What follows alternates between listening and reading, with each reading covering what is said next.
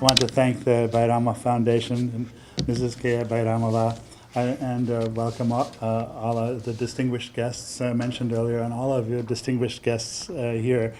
I also bring greetings from Washington, and my perspective and my comments are those of a museum specialist and a person who's done a lot of work on the archaeology and anthropology and art history of Turkmenistan.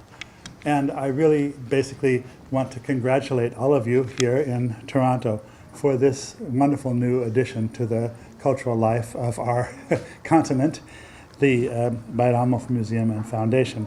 One of the really far-reaching and beneficial results of the breakup of the Soviet Union is that besides the independence of countries like Turkmenistan, that a world of USSR's really great artists, well-known artists there, suddenly opened to a much wider world. And certainly, if this exhibition were taking place in Tbilisi or Latvia or something, the work of Durdy Bayramov was very well known as one of the great Soviet period artists. And so I think that it's a tremendous opportunity for everyone here to experience this art firsthand, and particularly his representation of Turkmenistan, although that is not the only place that he worked, and he had actually a wide coverage of other areas and spent time in Canada, so you'll see it also upstairs, for example, some of his wonderful paintings of autumn in Canada.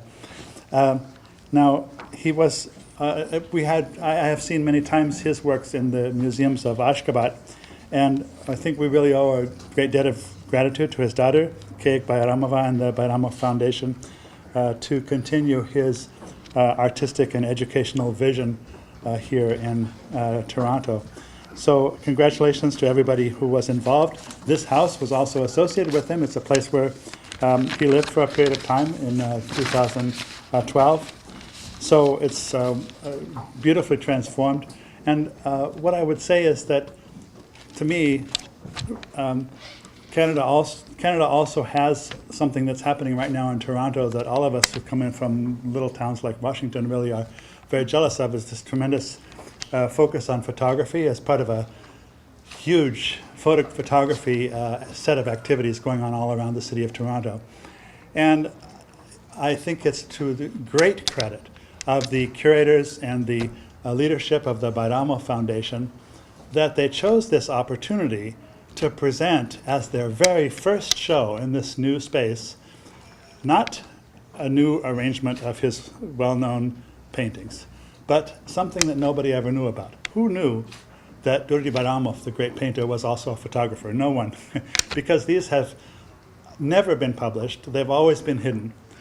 And to their credit, the curators here have not presented the paintings, have not presented the photographs in a way that one might have done, that these are the kind of crib sheets that maybe the artist used to prepare some photographs, which led him later to put them together as a beautiful painting with different changes and so on.